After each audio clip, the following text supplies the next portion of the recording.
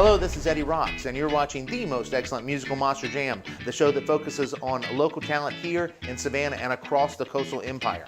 This week, we are featuring an Irish band. They're called Seldom Sober, and Will is about to interview Michael and Colleen. So let's go to him right now at O'Connell's Pub in historic downtown Savannah. Hello, my name is Will Griffiths, and this week we have Michael Corbett. How you doing, Michael Corbett? Doing very well. How are you? I'm good, I'm good. Well, tell me a little bit about yourself. We'll start there, and tell me about the band that you play with.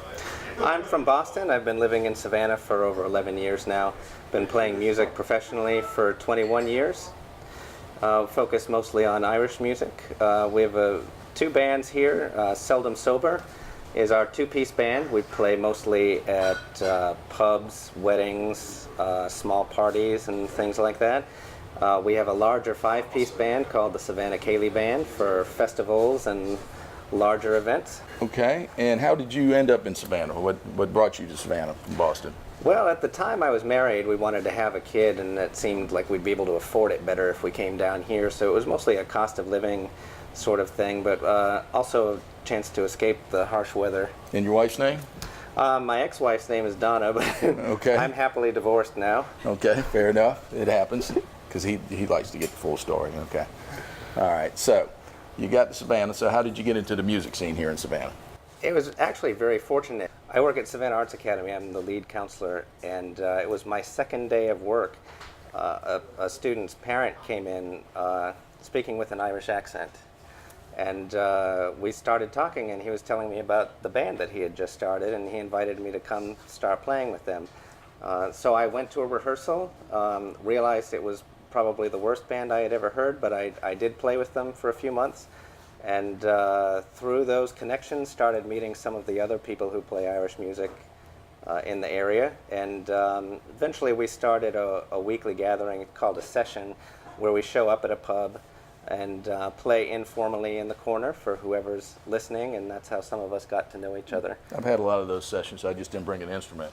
Yeah. So you're playing music at these pubs, right? You meet these other people. How many people usually would show up for this session? I would say we usually ended up with about 5 to 7, but we had some big nights. What are some of the instruments that you use in the Irish music? It varies, and when I first started playing in the sessions here, I was playing all banjo, which I hardly ever play anymore.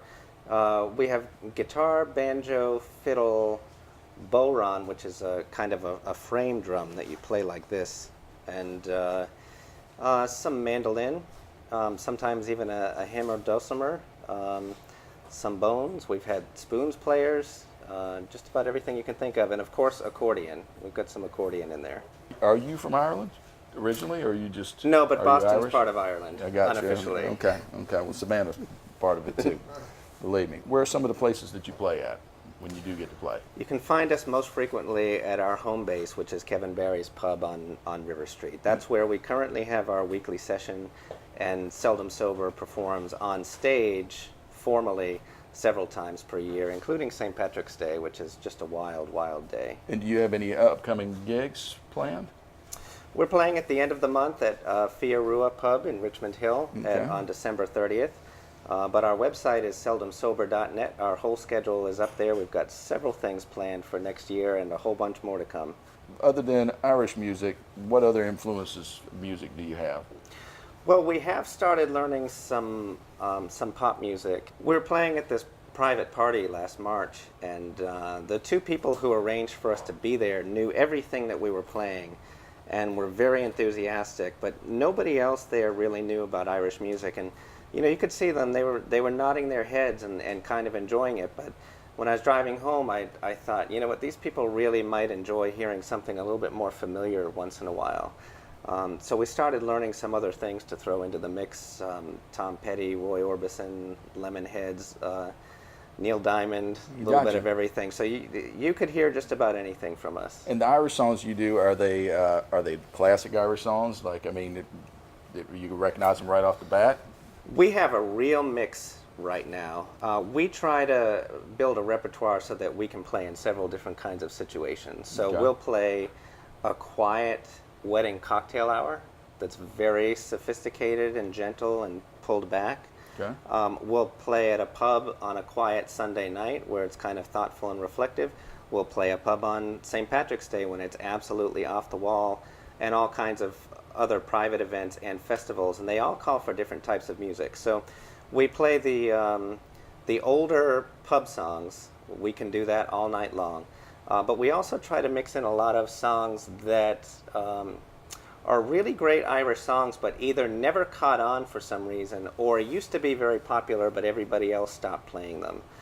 So when people come to hear us, we hope that they'll hear something familiar that they really enjoy, and something new where they come up to us afterwards and say, "What was that song you sang? That was really good." Very cool. And you have, do you have any recordings out? Do you have any CDs? Where can they find your music at? Seldom Sober had a release that came out a few years ago. We are sold out and will not be reprinting that edition. Partly because I sound like I'm 6 years old on that recording. Man. My voice has deepened a bit since then. Dry your tears, Shane, take my hand. Forget your fears, Shane. There's no pain, there's no more sorrow. They're all gone, gone in the years, Shane.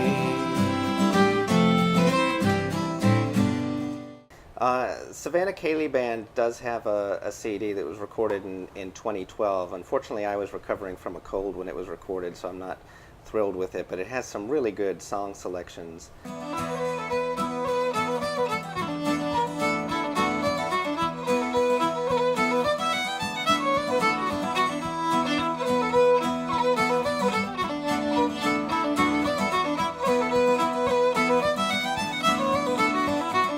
You know, if we keep being successful, hopefully there'll be something else. Okay. And they can, anything on YouTube that they can see? Is there any? We have, on our website, there's a page of pictures and videos that has some things. And then after this year's festival season, we expect to have some really good videos to post there for people. All right. Well, let me thank you for being on the show, and we're going to interview the other part of the band there. Very good. And Thank you. we look forward to hearing you. Here we are back at my favorite pub, or one of my favorite pubs here at O'Connell's, with Colleen Settle. How are you doing? I'm doing great. Thank you for having me. Good. Well, tell me about yourself and your band. Born and raised in New York. Okay. Just moved here about 10 years ago. Been playing fiddle since I was 6. I'm the youngest of 4.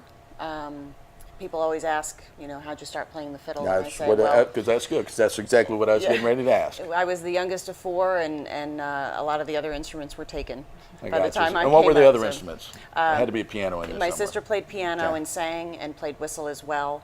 My other sister played piano accordion. My brother played button accordion. My mom played button accordion, and my dad played the boron. And you're Irish?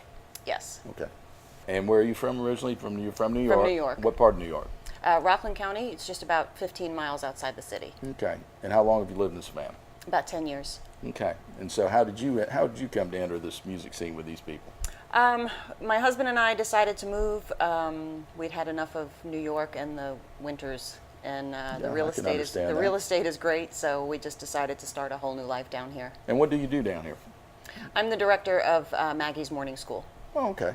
Very good. So you play the fiddle with Seldom Sober, and who was your teacher? I had quite a few teachers growing up. In Rockland County, we had, at the time in the 70s and early 80s, quite a few amazing teachers coming up from the boroughs.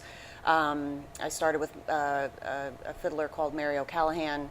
I think one of my most influential teachers was a woman by the name of Maureen Glynn, who taught accordion and fiddle and all sorts of instruments. And then as an adult, I went back for lessons after not playing for a while, and I took lessons from Rose Flanagan, who then sent me out to sessions. Was she Irish? She was a little Irish. Okay. She gave me a few lessons and said, I can't teach you too much more. You need to go start playing in sessions. And that's where the majority of what I do as far as technique and tunes came from, playing in sessions next to people like Brian Conway, John Nolan, Eileen Ivers, just some of the best in the field. And I didn't ask earlier, but does your band have any original songs that you do? I don't think we do any originals. We really, for the most part, have tried to stick to the tradition. Okay. And the tunes that I play are for the most part, hundreds of years old. Gotcha. Just passed down from player to player within the sessions. And most of the songs we do are quite old as well.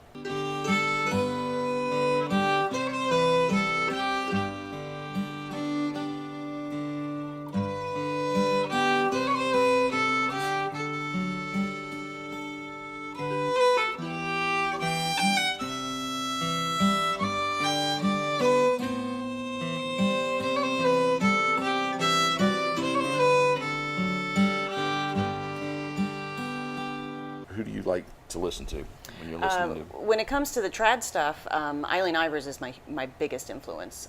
She has taken the music in a very different direction, but her traditional stuff and her traditional technique has been a huge influence on me. I grew up having Irish music playing in the house all the time, so bands like Day Dannon and Lunasa, and even for some of the songs like the Clancy Brothers and the Wolf Tones, I was just born and bred on them. So there's not really a bunch of people that do what you do in this town, is there? There's not. Harry O'Donoghue. O'Donoghue, yeah, I know him. And other than that, I can't really off the top of my head think of anybody else that's playing Irish songs, Irish music. Aside from the Savannah Cayley Band and Seldom Sober, we're about it. You're about it, okay. Yeah. So you got the market cornered. And who are the members of the band? We've got myself on fiddle, Michael Corbett on vocals and guitar mainly. He also plays banjo and concertina. Jerry Stenger on bouzouki, mandolin, and vocals. Dan O'Connell on flute, whistle, and accordion. And Jim Quigley plays the bodhrán. Okay, very good. Well, we look forward to hearing you. I'd like to thank you for being on this week's show. Thanks for having us. All right, well, that was awesome. What a great time at O'Connell's Pub. I tell you, if you ever get the chance to go visit the folks at O'Connell's Pub, it is a really sweet little spot. It's an Irish pub in downtown Savannah, right off of Broughton Street. We had Dirk as a bartender. He was our host this visit. But Dan, the owner, Dan O'Connell, he's often attending bars. So go down there and meet these folks and enjoy some good drinks at the Irish bar. Now, next week we're featuring Eric Culberson, so don't miss this. If you're old like me, you might call him E-Rock. But Eric Culberson next week on the Most Excellent Musical Monster Jam.